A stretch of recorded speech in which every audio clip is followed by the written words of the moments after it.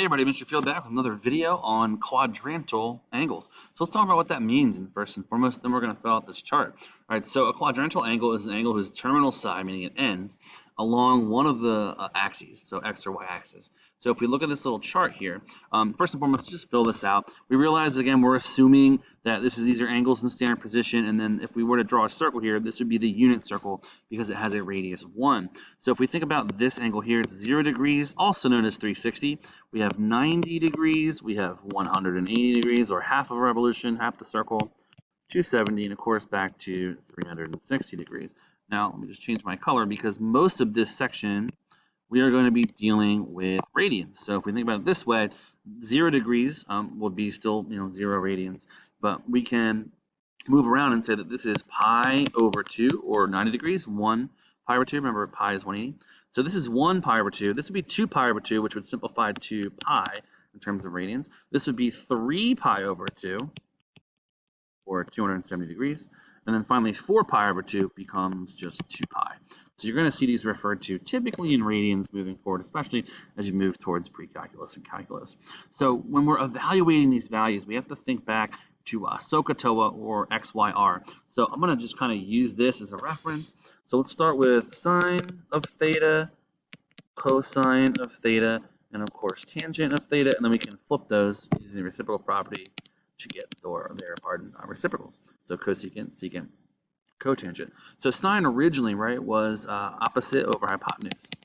We know cosine was originally adjacent over hypotenuse, and finally tangent was opposite over adjacent. But as we realize in the coordinate plane, we can simplify those values.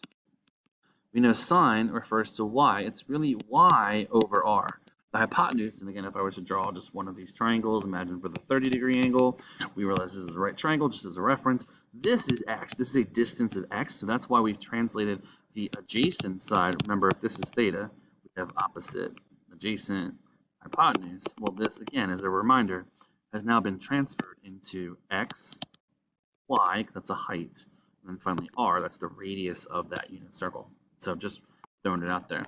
So in that version, right, we know that sine will be considered y over r. And since r is 1, we can actually kind of consider sine the y value, or the height of that particular triangle, depending on what quadrant it's in. And then finally, cosine, it would then be x over r, which again would just simply become x, basically. So we're really looking for the x value when we're thinking about cosine. And then, of course, tangent would be y over x. So we can convert from SOHCAHTOA into x, y's, and r's. All right. Well, something neat happens when we're dealing with the quadrantal angles, in that since it's in the unit circle, these are just regular old coordinates, regular old numbers. So we know that, for instance, that the x value at 0 or 360, also known as 2 pi, is 1, and well, the height is 0 because you didn't go up and down at this point. Well, from the origin, this point, this x value would be 0, this y value would be 1. So again, in the first quadrant, everything's positive. That's where the all students take count comes from. All functions are positive in the first quadrant. Just sine, just tangent in the third, and finally just cosine in the fourth, pardon. So anyway, getting a little ahead of myself. Let's stay with it here. So we know we have the x and y values. So x is -1 for the quadrantal angle of -180, also known as pi, where the height is 0.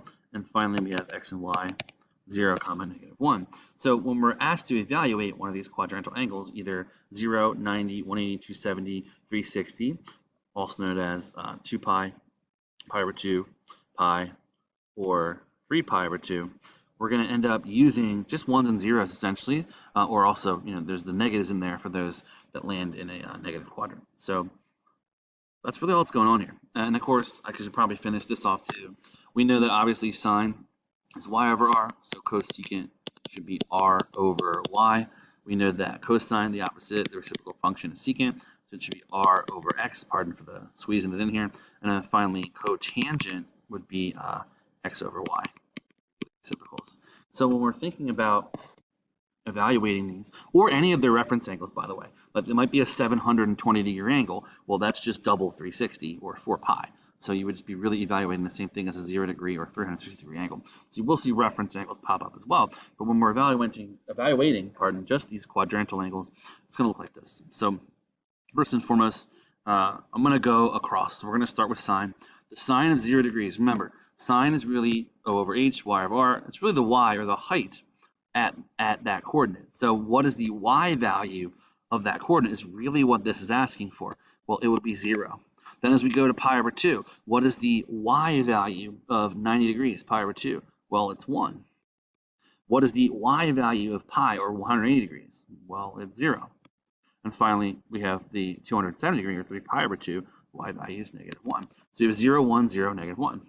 Those are the values, the answers for the sine of 0, 90, 180, and 270 degrees. In terms of cosine, we can switch to the x. So actually, maybe I'll even write this in here. We're dealing with y, and here we're dealing with x. So we're looking for the x values at these coordinates. So we're going to say the x value of 0, 360, or 2 pi, no matter how they express it, it's the same angle. We have 1. The x value of 90 degrees, or pi over 2, is 0. The x value is negative 1 for pi, or 180. And then we have 0 for 270, or 3 pi over 2. Then we get to tangent. Tangent is sneaky, because you got to be careful here. Tangent is y over x. So we're going to be dividing some of these values. Remember, we're never allowed to divide by what number? You guessed it, 0.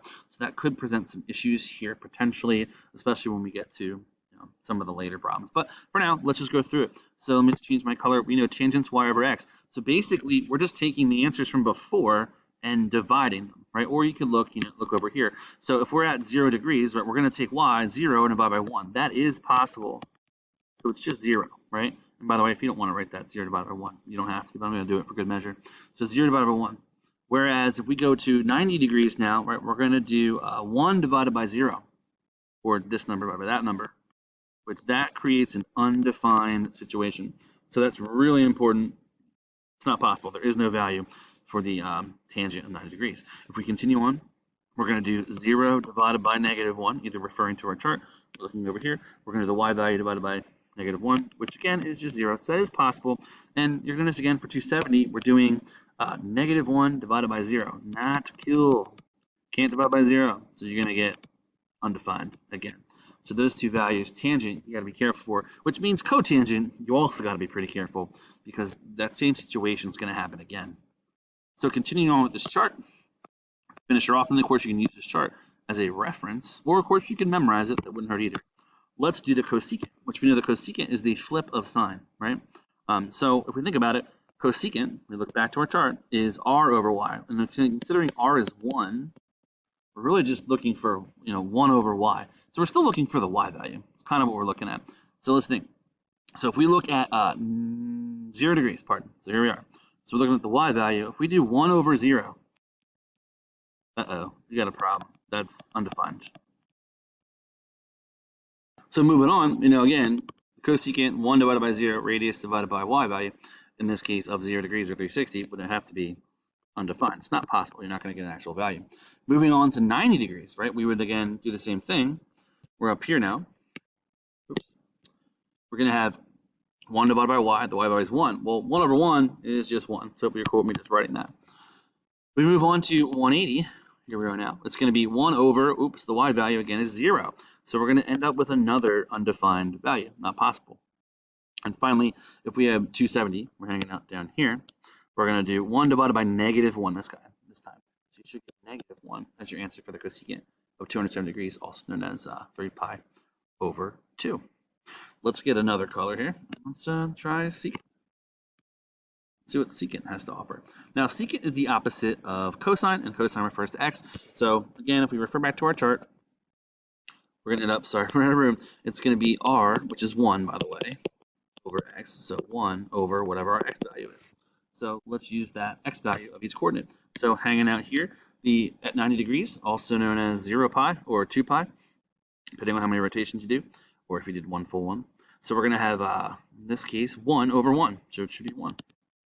And then when we do 90 degrees, we're hanging out here, we should do 1 over 0, which is going to be undefined, not possible.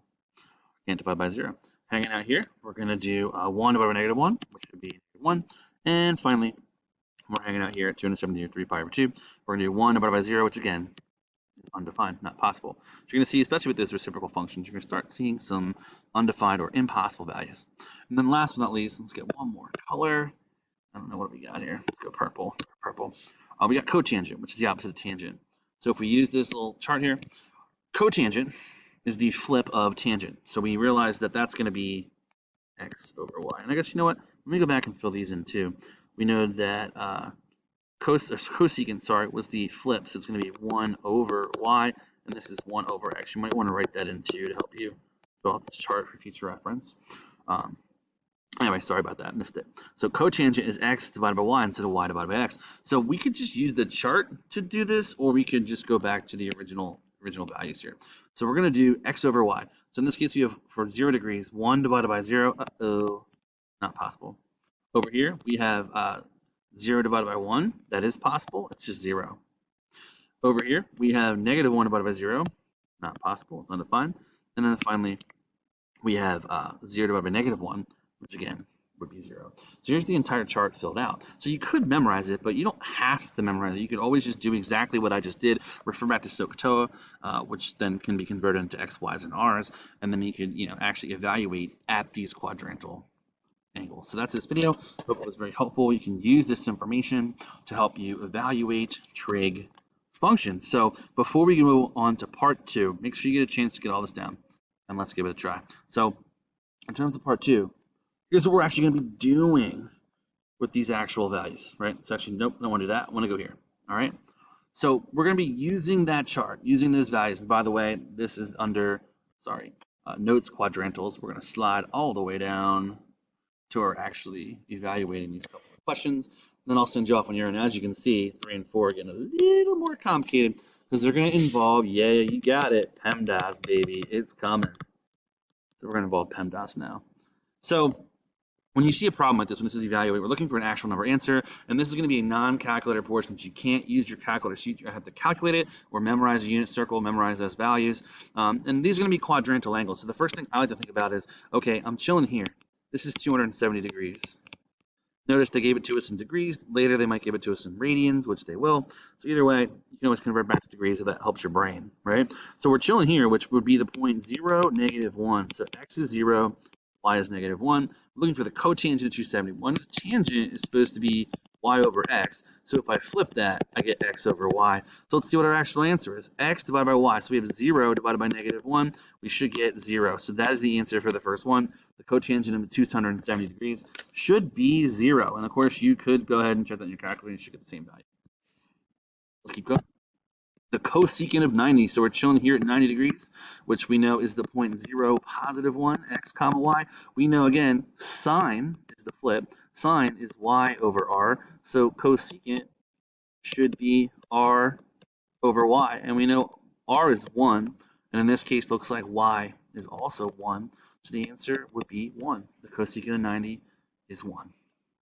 It's pretty easy. Now, numbers 3 and 4, we're just going to combine that, what we already know, with PEMDAS. So the way I like to look at this is 2 times the sine of 270 degrees plus 8 times the secant of 360 degrees. So basically, we have 2 little mini problems going on. We're going to find the sine of 270, then times by 2. We're going to find the secant of 360, then times by 8. And then, of course, it wants us to add them together. So the sine of 270 degrees, again, I can actually use this picture. Remember, sine refers to y. 270 degrees is the point 0, comma negative 1. So the y value at 270 is negative 1. So this is really 2 times negative 1, which is negative 2, plus whatever we get over here. So we're going to have 8 times whatever the secant of 360 is. So using this reference again, or maybe I'll draw a new one. This is the point 1, comma 0. So this is 1 full rotation, right? Also known as 360 degrees over 0 degrees or 2 pi. So we know x comma y. We know secant is the flip of cosine. Cosine refers to x, right? The cosine is supposed to be x over r. So the flip of that should be r over x. So long story short, we have 1 over 1, the x value at that coordinate, which again should be 1. So in the end, it's 8 times 1, or 8. Negative 2 plus 8 is 6. Final answer. So what looks to be really complicated, hopefully actually is not as bad as it looks originally. Let's try one more before we practice. So this is really 5 times the cosine of 180, we're going to get that answer really and square it. That's kind of what's going on there. Plus 13 times the cosecant of 270. So another way it's written, it's like cosine squared of 180. So this is really sloppy. Let me fix that. So you're really going to do the cosine of 180 degrees, get that number, square it, and then times it by 5. That's really what that notation is trying to tell you. So let's just draw a little picture off to the side. So we're at 180 degrees, which is over here on the left. We know that cosine refers to the x value. So this is the point -1, comma 0. So it should be -1. Cosine of 180 is -1. But we're going to square it and then times it by 5. So it should be 5 times +1, because anything raised to an even power should be an even number, pardon me, or a positive number, excuse me. We get 5. And we're going to add that to whatever we get over here. So cosecant of 270. So we know we're chilling down here. We know that we're going to have 0, -1. This is x, this is y. And of course, sine is the flip. So I always like to refer back to the original. Sine is y over r. So this would be r over y, which in this case would be 1, because we're in the unit circle, remember, over y value, which looks like -1. So it looks like the sine would be, excuse me, the cosecant, excuse me, would be 1 divided by -1 or -1. So we really have plus 13 times 1, which is just -13, which should get us -8 as our final answer. So there she is, folks. The last thing you got to know before your next assessment. We're going to be using PEMDAS as well as our knowledge of trig functions, evaluating them, that is, to solve trig expressions. And then later, you bet, we're getting into equations, so get ready for that. All right, thanks for watching. I hope this is helpful. Please go on and try the practice problems as indicated in the lesson plans tab. Thanks. Bye.